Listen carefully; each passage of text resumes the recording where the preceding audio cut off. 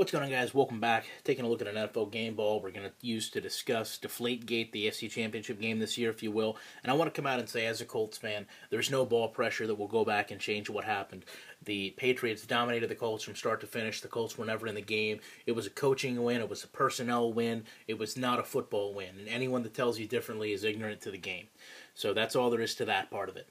However, the problem I have here is the policy, the procedure the NFL has. And you know what, at the end of the day, just to be honest with you, whether we're talking about this or we're talking about Spygate, it doesn't seem like the Patriots have a win that doesn't have an asterisk beside of it. And I think that says a lot about what we're dealing with when we look at the situation. For those of you who don't know, each team supplies its own offensive balls. The Colts were asked to bring 10 or 20. Inclement weather can add to that ball count, so we'll assume because of the weather forecast for that week, each team was asked to supply 20. The balls are then inspected and marked by the referees to be regulated for gameplay. This is a kicker ball. It's actually burnt in with the K in the week 13 so that an offensive player would not be able to wear these marks off with an abrasive and use it for offensive play, but it still is marked up in the upper left-hand corner of your screen. You see on the front lace by a referee that it is able to be on the field. The problems here start when DeQuell Jackson makes an interception on Tom Brady. And because DeQuell's not actually spoke, we can only insinuate one of two things occurred. Number one, he realized that this ball was not marked. If that's the case, I have a problem with the referees, because the referees are actually spotting these balls before the huddle is broke. So they should be in tune enough to look to see if the ball is marked. Maybe they take it for granted, I don't know, but they should have been the first to realize there was a problem.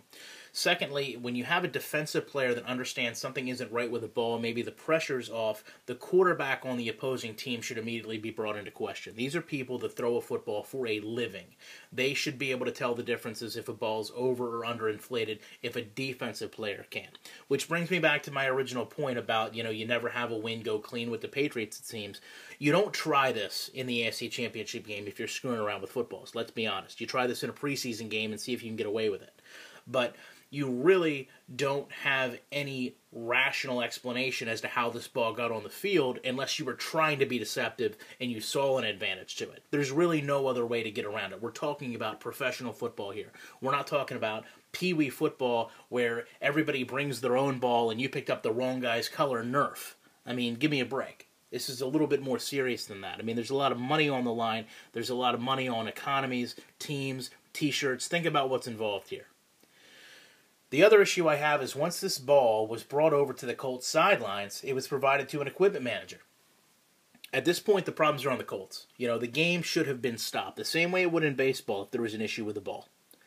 They need to determine what the problem is, why this ball got on the field, how it got on the field, why it's on the field unmarked, and deal with it right then and there. If New York, in terms of legal offices, can be involved in an instant replay, they should have absolutely been made aware of the situation seconds after it occurred. And there's no doubt in my mind that the Colts sidelines didn't tell the referees, wait a second, there's an unmarked ball here, and it kind of went to the side.